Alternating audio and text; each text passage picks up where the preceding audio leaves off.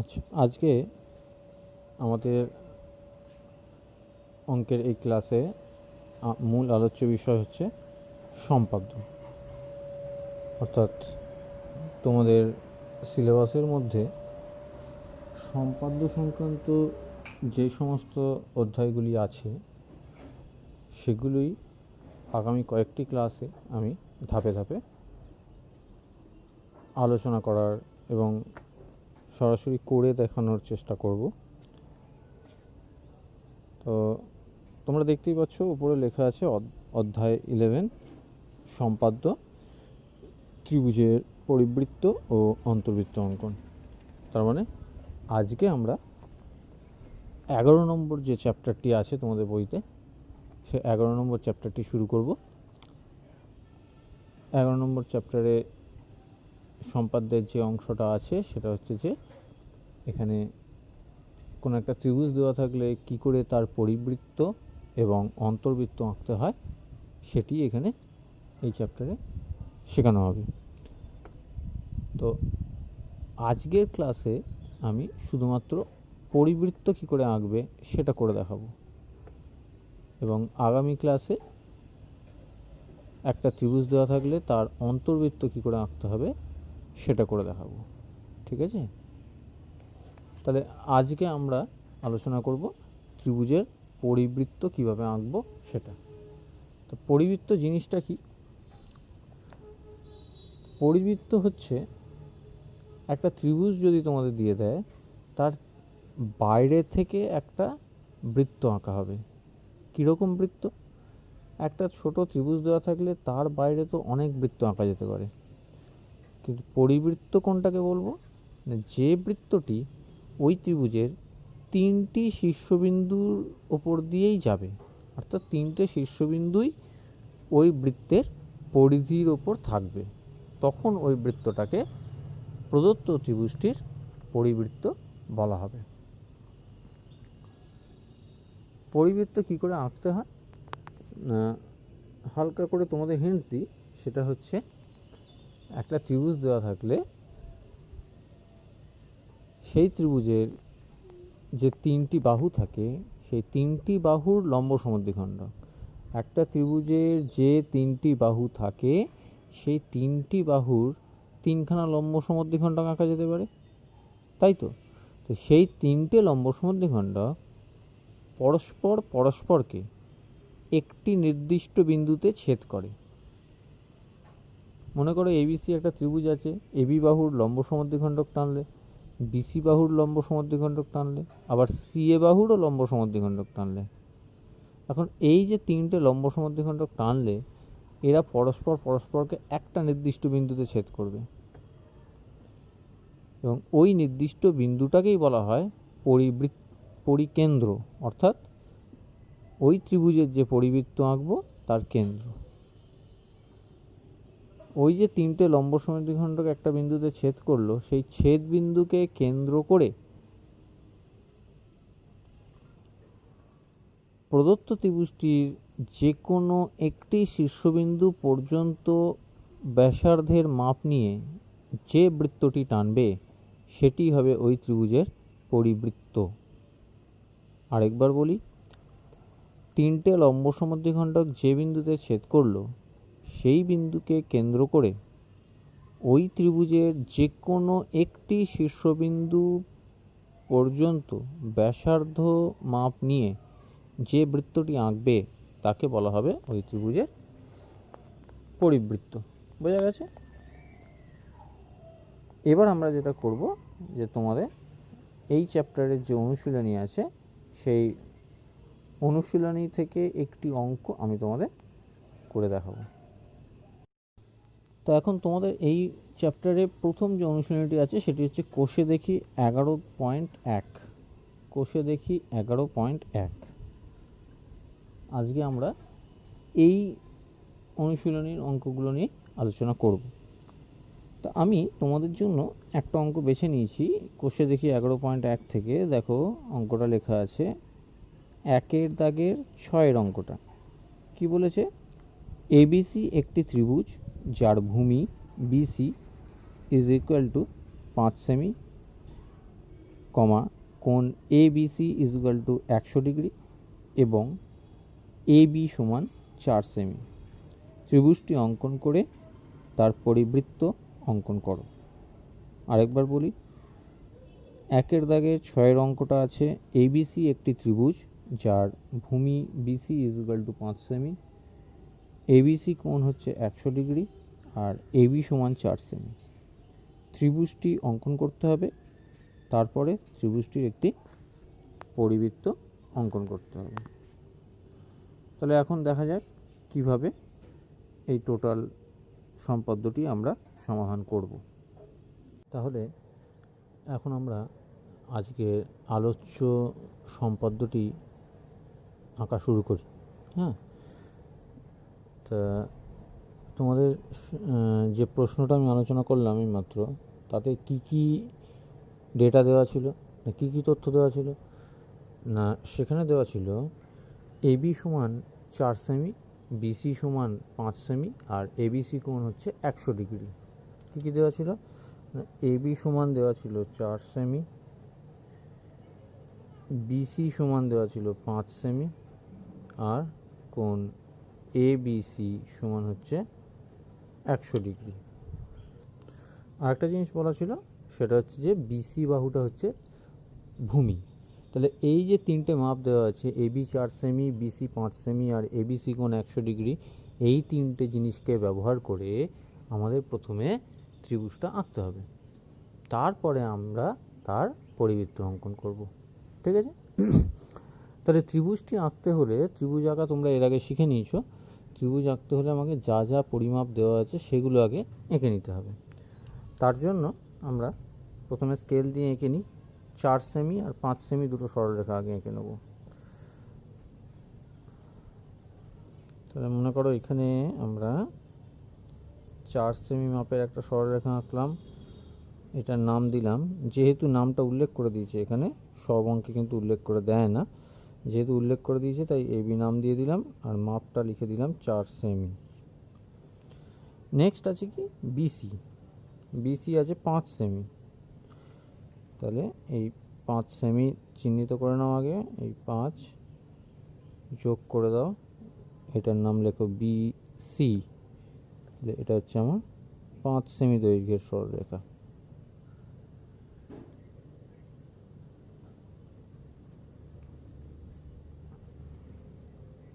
আর কি আছে, আর আছে এবিসি কোণ দেওয়া আছে যেটা 100 ডিগ্রি পরিমাপ। তাহলে আমি এরকম একটা জায়গায় এঁকে নিই, তোমরা তোমাদের সুবিধা মতো জায়গাতে খাতার শুরুতে আগে এঁকে নেবে এগুলো। এই একটা যে কোনো মাপের সরলরেখা আঁকলাম। এবার আমি চাঁদাটাকে নিই, চাঁদা দিয়ে মেপে 100 ডিগ্রি কোণ যেভাবে আঁকে তোমরা জানো, যে সরলরেখাটা এঁকেছিলাম তার একটা প্রান্ত বিন্দুতে চাঁদার মূল বিন্দুটা মেলালাম, মিলিয়ে এদিক থেকে যদি মাপো তাহলে 0, 10, 20, 30 করে 90, 100, 100 মানে হচ্ছে এখানে, তাহলে এটা যোগ করে দেবো, তাহলে আমার 100 ডিগ্রি কোণটা হয়ে যাবে।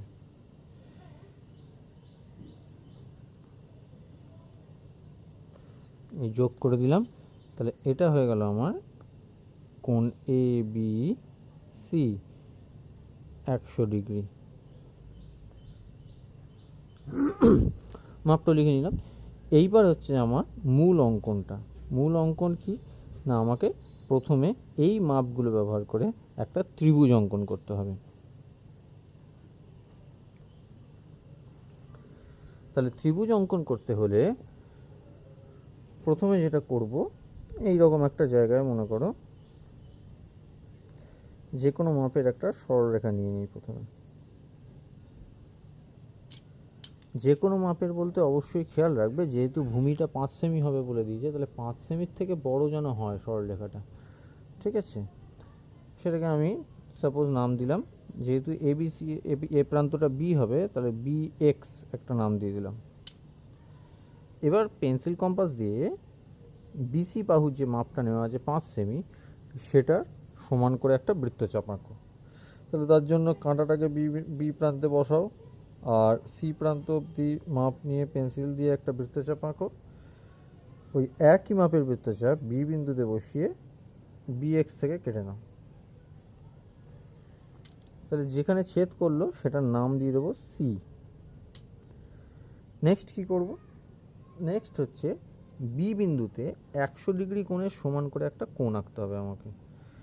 তার জন্য কি করব, যে কোনো মাপের একটা বৃত্তচাপ এবিসি কোণটা যেটা আঁকা আছে তার বি বিন্দুতে কাঁটাটাকে বসিয়ে যে কোনো মাপের একটা বৃত্তচাপ টানলাম। ওই একই মাপ নিয়ে বিসি যেটা মূল সরলরেখাটা এঁকেছিলাম বিএক্স, তার বি বিন্দুতে কাঁটাটাকে বসিয়ে ওই একই মাপ নিয়ে একটা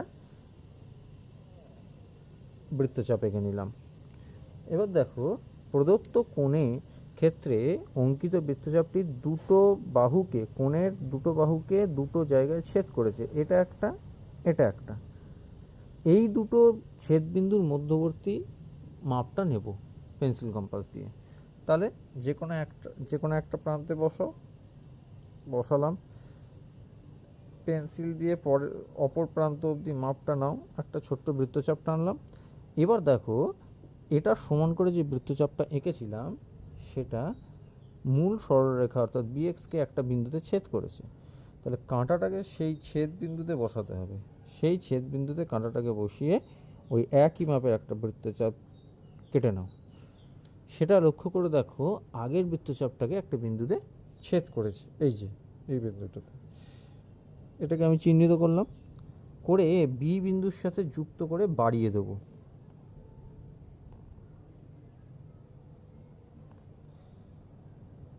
বি বিন্দুর সাথে যুক্ত করে সেটাকে বাড়িয়ে দেব।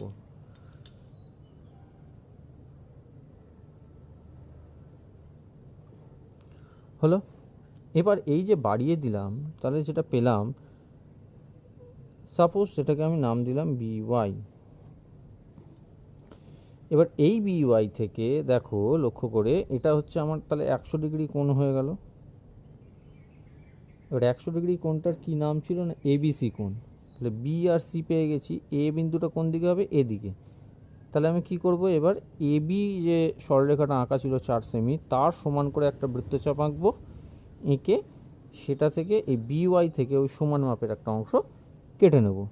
তাহলে তার জন্য এ বিন্দুতে কাঁটাটাকে বসাও, 4 সেমি যেটা টেনে রেখেছিলে প্রথমে, তার এ বিন্দুতে কাঁটাটাকে বসাও, বসিয়ে বি পর্যন্ত মাপ নাও।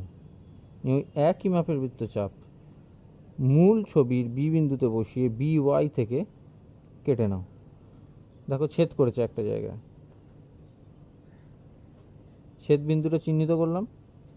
এবার কি করব, এবার ওই ছেদ বিন্দু, এটাই হচ্ছে আমার এ বিন্দু, এই ছেদ বিন্দু অর্থাৎ এ বিন্দুটা আর সি বিন্দুটা, এই দুটো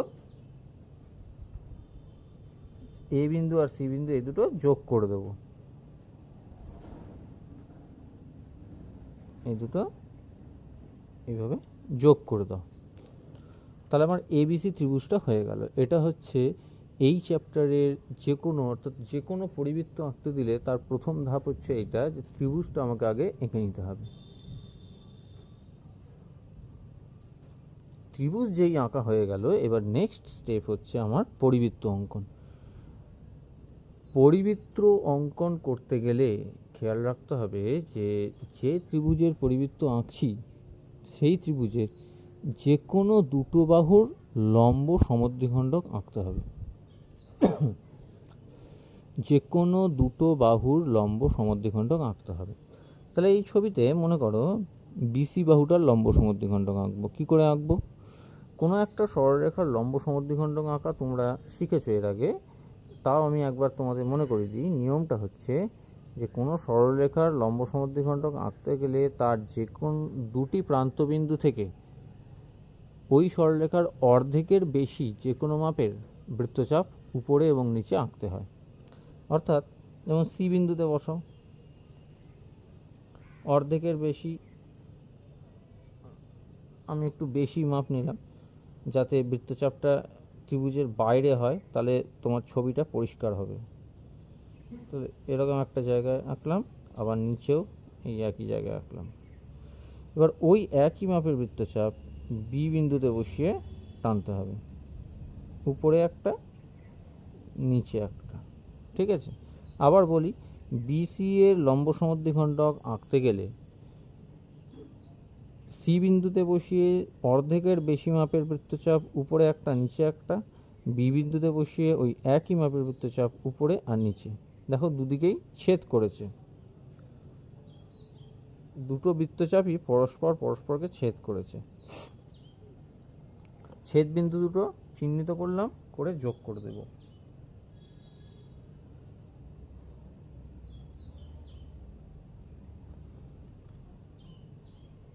এটা হয়ে গেল বিসি বাহুর লম্ব সমদ্বিখণ্ড। এবার কি করব, এবার আরও একটা বাহুর লম্ব সমদ্বিখণ্ডক টানতে হবে। আরও একটা বাহু আমরা মনে করো এসি বাহুটাকে নিলাম। তাহলে এসি বাহুর লম্ব সমদ্বিখণ্ডক টানতে গেলে ওই একই নিয়মে এসি বাহুর দৈর্ঘ্যের অর্ধেকের বেশি মাপ নিয়ে সি বিন্দু থেকে আর এ বিন্দু থেকে দুটো বৃত্তচাপ টানবো উপরে এবং নিচে। তাহলে এদিকে একটা টানলাম, এদিকে একটা টানলাম। খেয়াল করো যে বৃত্তচাপটা আমি একটু বেশি মাপের নিলাম যাতে করে ছবির বাইরে হয়। ছবির বাইরে হলে তোমার ছবিটা পরিষ্কার থাকে, বিন্দুগুলো বুঝতে সুবিধা হয় আঁকার সময়। তাহলে সি বিন্দু থেকে টানলাম, এবার এ বিন্দু থেকে টানবো। এ বিন্দুতে বসিয়ে এদিকে একটা, এদিকে একটা। দেখো দুটো বৃত্তচাপ পরস্পরকে ছেদ করেছে। তাহলে পেন্সিল দিয়ে ছেদ বিন্দুগুলোকে একটু ডিপ করে নিলাম বা চিহ্নিত করে নিলাম যাতে আমার আঁকতে সুবিধা হয়।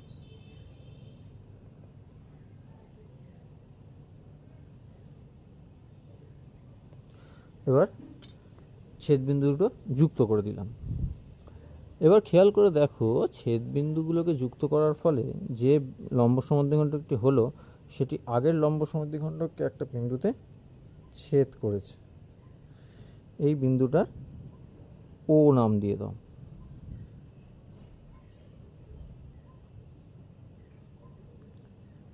এই যে ও বিন্দুটা পেলাম, এবার আমরা যে পরিবৃত্তটা আঁকবো সেই বৃত্তের তো একটা কেন্দ্র থাকে। তাহলে এই যে পরিবৃত্তটা আঁকবো তার কেন্দ্র হচ্ছে এই ও বিন্দুটা। ঠিক আছে, পরিবৃত্তের কেন্দ্রকে বলা হয় পরিকেন্দ্র। পরিকেন্দ্রের সংজ্ঞা কি? পরিকেন্দ্র হচ্ছে কোনো ত্রিভুজের তিনটি বাহুর লম্ব সমদ্বিখণ্ডকগুলি পরস্পরকে একটি নির্দিষ্ট বিন্দুতে ছেদ করে, সেই ছেদ বিন্দুকেই বলা হয় ওই ত্রিভুজের পরিকেন্দ্র। তা এক্ষেত্রে আমরা দুটি বাহুর লম্ব সমদ্বিখণ্ডক টেনেছি, তৃতীয় বাহুর কিন্তু টানিনি। তার কারণ তৃতীয় বাহুটার লম্ব সমদ্বিখণ্ডক যদি টানা হয় সেটিও এই ও বিন্দুতেই ছেদ করবে, কারণ তিনটে বাহুর লম্ব সমদ্বিখণ্ডক একটা বিন্দুতেই মিলিত হয়, একটা বিন্দুতেই ছেদ করে। সেই জন্য তৃতীয়টার আর টানার প্রয়োজন নেই, দুটি বাহুর লম্ব সমদ্বিখণ্ডক টানলেই হবে। তো যাই হোক, এবার তাহলে এই যে দুটো লম্ব সমদ্বিখণ্ডক ও বিন্দুতে ছেদ করলো, সেই ও বিন্দুতে আমি কম্পাসের কাঁটাটাকে বসালাম। বসিয়ে যে কোনো একটা শীর্ষবিন্দু এ অথবা বি অথবা সি অবধি মাপ নেব পেন্সিল কম্পাস দিয়ে। আমি ধরো এ অবধি মাপ নিলাম।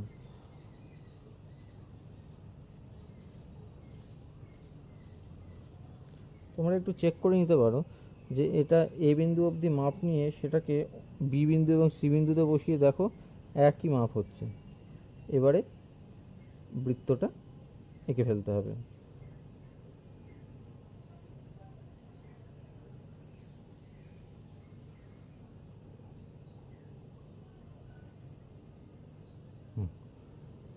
এই হয়ে গেল বৃত্তটি, অর্থাৎ পরিবৃত্তটি।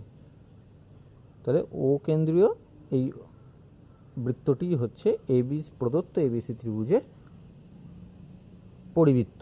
তাহলে লিখে দেবে অতএব প্রদত্ত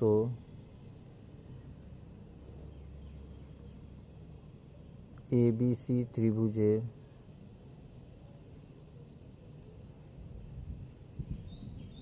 পরিবৃত্ত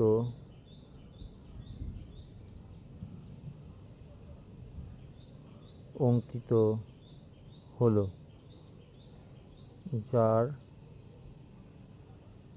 কেন্দ্র হলো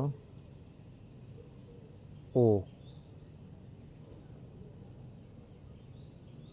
দাঁড়িয়ে এইটুকু লিখে দিতে পারো যে প্রদত্ত এবিসি ত্রিভুজের পরিবৃত্ত, যেটা আঁকতে বলেছিল, পরিবৃত্ত অঙ্কিত হলো, যার কেন্দ্র হলো ও, অর্থাৎ ও বিন্দুতে তার কেন্দ্র। ঠিক আছে, তাহলে আমি আরেকবার তোমাদেরকে রিপিট করে দিই যে যা যা পরিমাপ দেওয়া থাকবে সেগুলি ব্যবহার করে প্রথমে ত্রিভুজটি অঙ্কন করবে। ত্রিভুজ অঙ্কন করার পরে তার যে কোনো দুটি বাহুর লম্ব সমদ্বিখণ্ডক টানবে। লম্ব সমদ্বিখণ্ডক টানা হলে তারা পরস্পরকে, অর্থাৎ ওই লম্ব সমদ্বিখণ্ডক দুটি পরস্পরকে একটা বিন্দুতে ছেদ করবে। সেই বিন্দুটি ও নাম দিতে পারো, পি নাম দিতে পারো, কিউ নাম দিতে পারো, যা খুশি, যাই হোক একটা নাম দিলে। ওই ছেদ বিন্দুতে পেন্সিল কম্পাসের কাঁটাটাকে বসিয়ে ত্রিভুজের যে কোনো একটি শীর্ষবিন্দু অবধি মাপ নাও, কম্পাস দিয়ে মাপ নিয়ে একটা বৃত্ত আঁকো। দেখবে সেটি অবশ্যই ওই ত্রিভুজের তিনটে শীর্ষবিন্দু দিয়েই যাবে।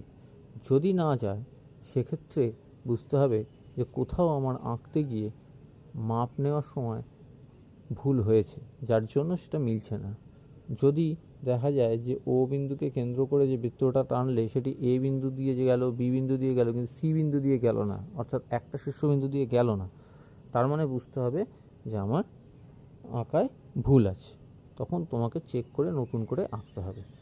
ঠিক আছে, এটা তো গেল একটা অঙ্ক আমি তোমাদের করে দেখালাম তোমাদের অনুশীলনী থেকে। এরকমভাবেই তোমাদের অনুশীলনীর অন্যান্য অঙ্কগুলিও তোমরা অভ্যাস করতে পারবে। এবার আমি তোমাদের অনুশীলনীর বাকি অঙ্কগুলো ছোট করে আলোচনা করে দিচ্ছি, তারপরে তোমরা নিজেরা বাড়িতে অভ্যাস করবে, নিশ্চয়ই পারবে। ঠিক আছে, এবার আমরা আমাদের আলোচ্য অনুশীলনীর বাকি অঙ্কগুলো নিয়ে একটু আলোচনা করে নিই, দেখি কীরকম অঙ্ক করতে দেওয়া আছে। দেখো কোষে দেখি 11.1-এর আমি 1-এর 6-এর অঙ্কটা তোমাদের করে দিয়েছি, যদিও পুরোটা করে দিইনি, সেটা প্রশ্নটা দেখলে বুঝতে পারবে। দেখো কোষে দেখি 11.1-এর 1-এর দাগের অঙ্কগুলোর ক্ষেত্রে বলা আছে নিম্নলিখিত ত্রিভুজগুলি অঙ্কন করি, প্রতিটি ত্রিভুজের পরিবৃত্ত অঙ্কন করি এবং প্রতি ক্ষেত্রে পরিকেন্দ্রের অবস্থান লিখি এবং পরিব্যাসার্ধের দৈর্ঘ্য মেপে লিখি। তাহলে কী কী করতে বলেছে? 1-এর দাগে মোট 6টা অঙ্ক দেওয়া আছে। দেখো আমি 6-এর অঙ্কটা করে দিয়েছি। বাকি অঙ্কগুলোর ক্ষেত্রে বলছে যে প্রথমে ত্রিভুজটা আঁকতে বলেছে, তারপরে প্রতিটি ত্রিভুজের ক্ষেত্রে পরিবৃত্ত আঁকতে বলেছে, তারপর প্রতি ক্ষেত্রে পরিকেন্দ্রের অবস্থান লিখতে বলেছে এবং পরিব্যাসার্ধের দৈর্ঘ্য মাপতে বলেছে। পরিবৃত্ত কীভাবে আঁকতে হবে সেটা তো আমি দেখিয়ে দিয়েছি। এবার পরিকেন্দ্রের অবস্থান কিভাবে বলবে না, তোমাকে যখনই একটা ত্রিভুজ দিয়ে দেবে তার যখন পরিবৃত্ত আঁকবে তোমাকে দেখতে হবে পরিকেন্দ্রটা কোথায় কোথায় থাকতে পারে। এক থাকতে পারে ত্রিভুজের ভিতরে, অথবা থাকতে পারে ত্রিভুজের একদম বাইরে, অথবা কোনো কোনো ত্রিভুজের ক্ষেত্রে কোনো একটি বাহুর উপর অবস্থান করতে পারে পরিকেন্দ্রটা। সুতরাং সেইটাই তোমাকে দেখে ছবি আঁকার পর ছবিটা দেখে তোমাকে উত্তরটা লিখতে হবে যে হ্যাঁ এই ক্ষেত্রে পরিকেন্দ্রটি ত্রিভুজের বাইরে অবস্থান করছে, অথবা এই ক্ষেত্রে পরিকেন্দ্রটি ত্রিভুজের ভিতরে অবস্থান করছে, ইত্যাদি। এক্ষেত্রে বলে রাখি, সূক্ষ্মকোণী ত্রিভুজের ক্ষেত্রে যদি তুমি পরিবৃত্ত আঁকো তাহলে দেখতে পাবে যে পরিকেন্দ্রটি ত্রিভুজের ভিতরে অবস্থান করবে। যদি স্থূলকোণী ত্রিভুজের ক্ষেত্রে পরিবৃত্ত আঁকো তাহলে পরিকেন্দ্রটি দেখবে ত্রিভুজের বাইরে অবস্থান করছে। যেমন আমি যে অঙ্কটা তোমাদের করে দিয়েছি সেটা স্থূলকোণী ত্রিভুজের ক্ষেত্রে, সেক্ষেত্রে দেখো পরিকেন্দ্রটা ত্রিভুজের বাইরে আছে। আর সমকোণী ত্রিভুজ যদি দেয় তাহলে সমকোণী ত্রিভুজের ক্ষেত্রে পরিবৃত্ত অঙ্কন করলে পরিবৃত্তের কেন্দ্র, অর্থাৎ যেটাকে কিনা আমরা বলছি পরিকেন্দ্র, সেই পরিকেন্দ্রটি কোথায় থাকবে? অতিভুজের উপরে থাকবে এবং সেটা অতিভুজের মধ্যবিন্দু হবে। বোঝা গেছে? সুতরাং এই অংশটি ছবি আঁকার পরে উত্তর দিতে বলা আছে ঠিকই, কিন্তু পরিকেন্দ্রের অবস্থান ত্রিভুজের ওপরই নির্ভর করে, সুতরাং সেটা ছবি না আঁকলেও বলা যায়। সূক্ষ্মকোণী ত্রিভুজের ক্ষেত্রে ভিতরে, সমকোণী ত্রিভুজের ক্ষেত্রে অতিভুজের উপরে, আর স্থূলকোণী ত্রিভুজের ক্ষেত্রে বাইরে। এবার আসা যাক পরিব্যাসার্ধ। পরিব্যাসার্ধটা তো ছবি আঁকার পরে তোমরা পরিকেন্দ্র পেয়ে যাচ্ছ। পরিকেন্দ্র থেকে যে কোনো একটা শীর্ষবিন্দু অবধি মাপ নাও স্কেল নিয়ে, যেটা হবে সেটাই হলো পরিব্যাসার্ধ। সেটা তোমরা উত্তর লিখে দেবে। এবারে একের দাগের অঙ্কগুলো দেখো। যেমন প্রথমটা আছে একটা সমবাহু ত্রিভুজ, এঁকে নেবে। তারপরটা আছে সমদ্বিবাহু ত্রিভুজ, যার ভূমির দৈর্ঘ্য দেওয়া আছে আর বাকি দুটো বাহু সমান, তাদের দৈর্ঘ্য দেওয়া আছে, তাহলে সেখান থেকে ত্রিভুজটা এঁকে নেবে। সমকোণী ত্রিভুজ দেওয়া আছে, সমকোণ সংলগ্ন দুটি বাহু, তাহলে সমকোণ সংলগ্ন একটি বাহুকে ভূমি ধরে আঁকবে, তারপর লম্ব আঁকবে, লম্ব থেকে আরেকটা বাহু কেটে নেবে, কেটে নিয়ে ত্রিভুজটা এঁকে নেবে।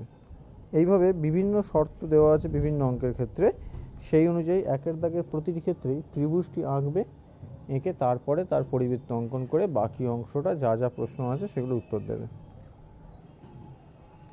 দুইয়ের অঙ্কটি দেখো, বলা আছে PQ সমান 7.5 সেমি, কোণ QPR সমান 45 ডিগ্রি, কোণ PQR সমান 75 ডিগ্রি।